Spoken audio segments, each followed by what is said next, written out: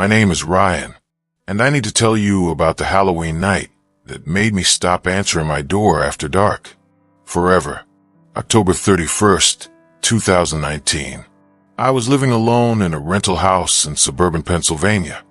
One of those old neighborhoods where every house looks the same, where the trees are so thick they block out the streetlights.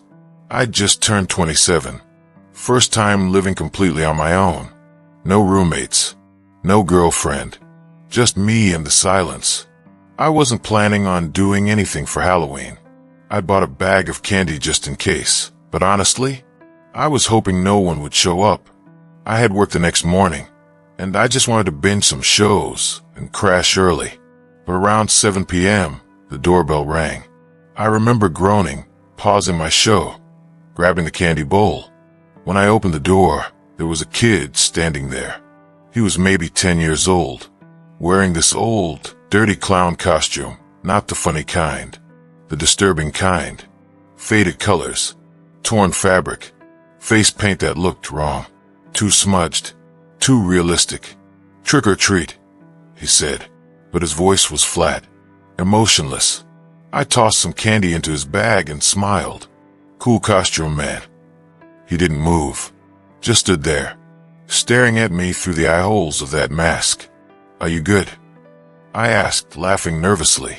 He tilted his head slowly to the left. "Is there someone with you? Your parents?" Nothing. I glanced past him toward the street. No cars. No adults. No other kids. It was dead silent. That's when I noticed his hands. They were filthy, caked in dirt. His fingernails were black, like he'd been digging in the ground. "Hey, buddy, where do you live?" I asked, my voice a little firmer now. He raised one finger and pointed, not a house, at my door. I felt my stomach drop. "What?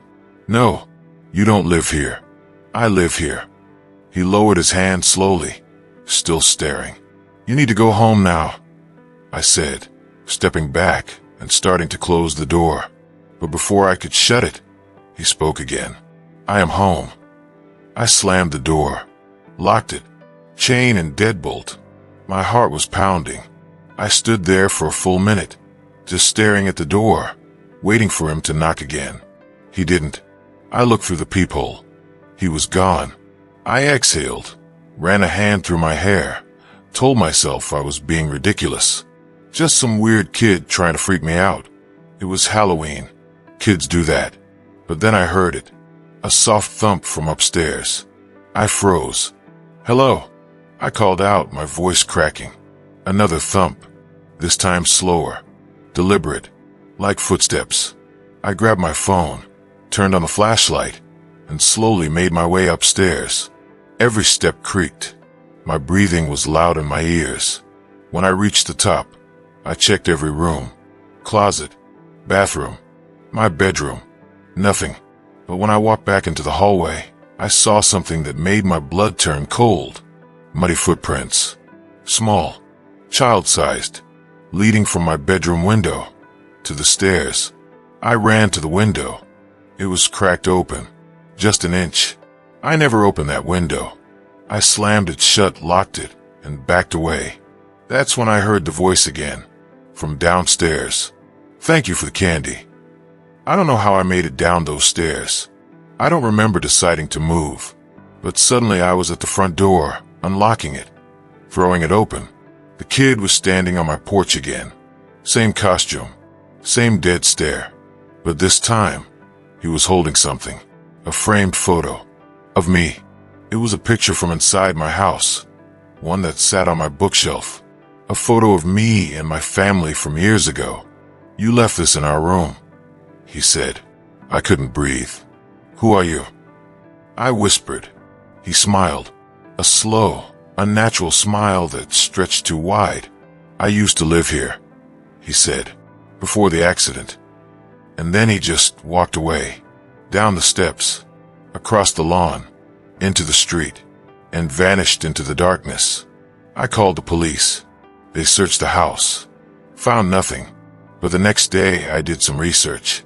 A boy had died in that house, 10 years old, fell from the upstairs window in 1985. His name was Christopher. I moved out 3 weeks later, but sometimes, late at night, I still hear it. A soft knock at my door, and a voice that says, "I'm home."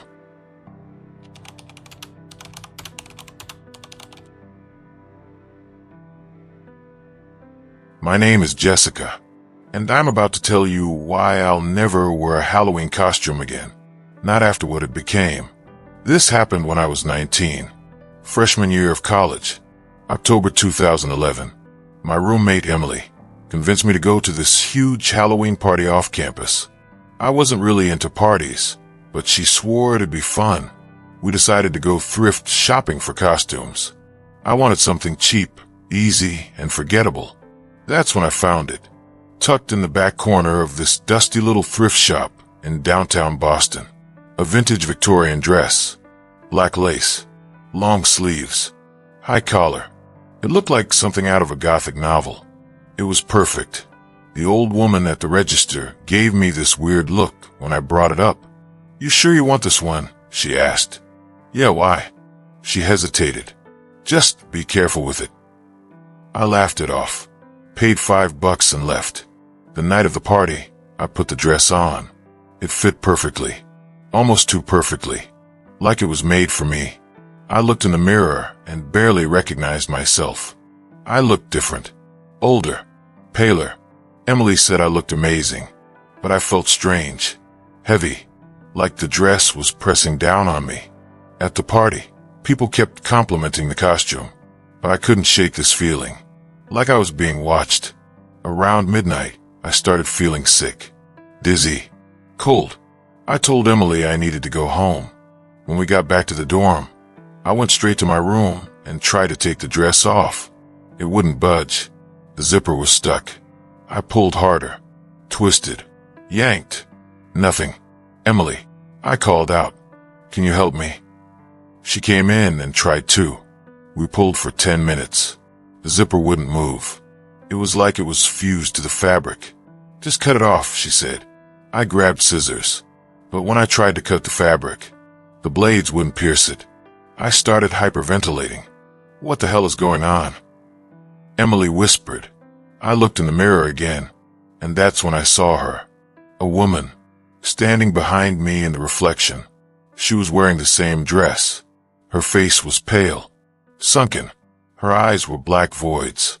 I screamed and spun around. No one was there, but when I looked back at the mirror, she was still there, still staring. And then she smiled. Her lips moved, and I heard a voice inside my head. "You shouldn't have worn my dress." I collapsed. Emily called 911. By the time the paramedics arrived, I was barely conscious. The dress felt like it was squeezing me, tighter and tighter. They tried to cut it off in the ambulance. Same thing. The scissors couldn't penetrate the fabric. At the hospital, they had to sedate me. When I woke up hours later, the dress was gone. Just gone. Like it had never been there. But I had bruises all over my torso. Dark, purple marks in the shape of hands. The doctors had no explanation. I went back to the thrift shop a week later. The old woman looked at me and immediately knew. "You wore it, didn't you?" she said quietly. "What was that thing?" I demanded. She sighed. "That dress belonged to a woman named Margaret. She died in it. 1902, murdered by her husband at a Halloween ball. She's been looking for someone to take her place ever since." "What do you mean, take her place?" The woman looked me dead in the eyes. "You were supposed to die in that dress. I don't know why it let me go. Maybe I got lucky. Maybe something interrupted it. But every Halloween since, I see her. In mirrors, in windows, in shadows, always wearing that dress, always smiling, waiting."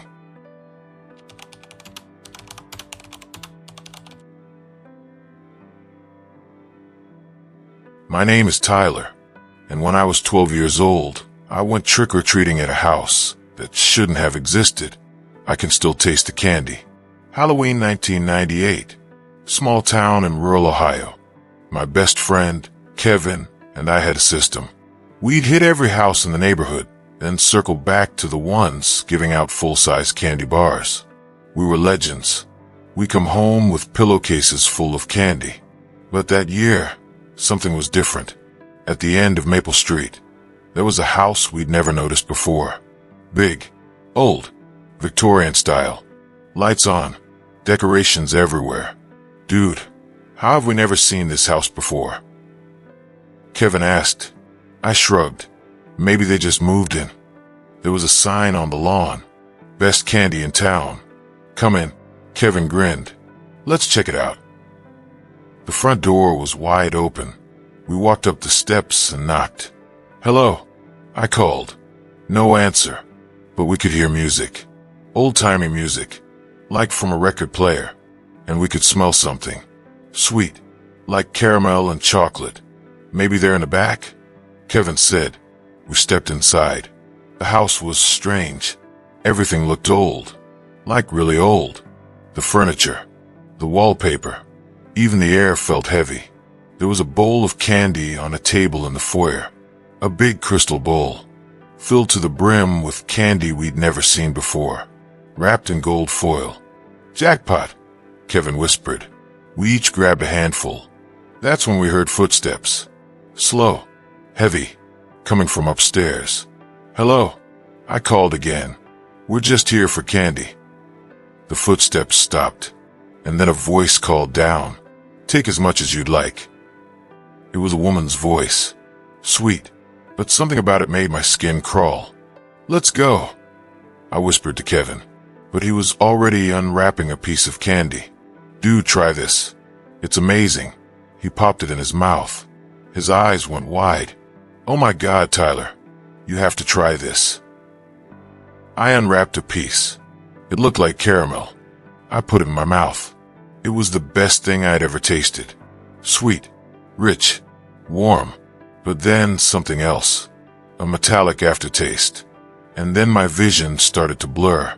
Kevin, I said, my voice sounding distant. He was staring at the stairs. Tyler, do you see her? I turned. There was a woman standing at the top of the stairs. She was wearing an old-fashioned dress. Her face was pale, too pale, and she was smiling. You boys enjoyed the candy? She asked. We nodded, frozen. Good, she said, descending the stairs slowly, because now you have to stay. I grabbed Kevin's arm. Run. We bolted for the door, but it was closed now. Locked. I yanked on the handle. Nothing. The woman was getting closer. You ate my candy, she said softly. That means you're mine. Kevin started pounding on the door, screaming. I looked around desperately and saw a window. Come on. We ran to it, smashed it open with a chair, and jumped through. We hit the ground hard and ran. Didn't stop running until we were 5 blocks away. The next day we went back. We had to know if it was real. But when we got to the end of Maple Street, there was no house, just an empty lot, overgrown with weeds. We asked around. No one had ever heard of a house there. But here's the thing. We still had the candy in our pockets. I pulled out a piece and unwrapped it. Inside the foil wasn't candy. It was a tooth. A small, child-sized tooth. I never told anyone. Neither did Kevin. But every Halloween, I tasted again. That metallic sweetness. And I wonder how many kids never made it out of that house.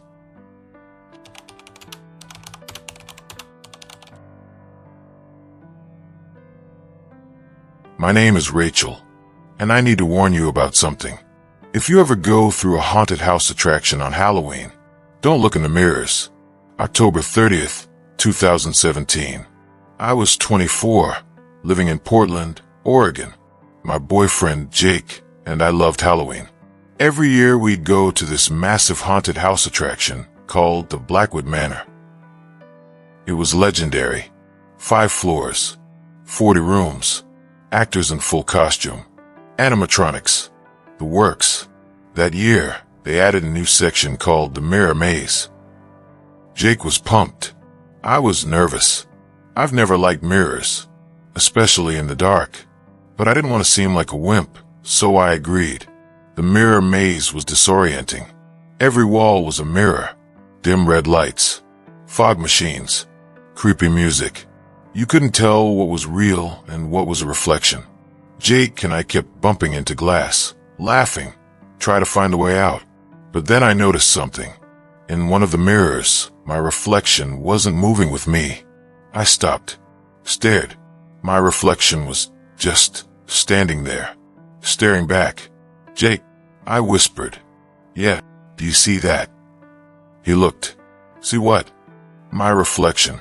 "It's not." But when I looked again, it was normal, moving with me. I laughed nervously. "Never mind. This place is messing with me." We kept moving, but every mirror we passed, I felt it. Eyes, watching me. We finally found the exit, stepped out into the next room, but something felt wrong. I looked at Jake. "Did that feel too easy?" He shrugged. "Maybe we just got lucky." We continued through the haunted house. More rooms, more scares, but I couldn't shake the feeling that something was following me. Every time I caught my reflection in a window, a picture frame, a piece of glass, it was wrong, just slightly off, like my reflection was moving a half second behind me. "Jake, I think we should leave," I said. "What? We're almost done." "No, I mean it. Something's wrong." He laughed. "Rachel, you're just freaked out. It's a haunted house. That's the point." But when we got to the final room, the exit, I saw it. A full-length mirror. And in it, standing behind me, was me. Not my reflection. Another me. She was smiling. And she stepped out of the mirror. I screamed. Jake spun around. "What the hell?" The other me lunged. She grabbed my arm, her grip ice cold, and started pulling me toward the mirror. I fought, kicked, screamed. Jake grabbed me, pulling me back. But she was strong, impossibly strong. "Let her go," Jake yelled.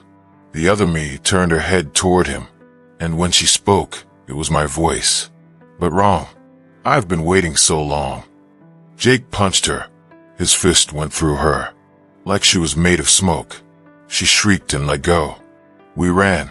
Didn't stop until we were outside, in the parking lot, gasping for air. We never went back. The haunted house shut down 2 weeks later. No explanation given. But here's the thing. Ever since that night, I've been seeing her. In every mirror, in every reflection. She's always there, always smiling. And sometimes, when I'm alone, I hear her voice, whispering, "One day, you'll look too long, and I'll pull you in." If you made it this far, thank you for listening. These stories are real. These people are real. And somewhere out there, these things are still waiting. Stay safe this Halloween. And remember, not everything in a costume is pretending.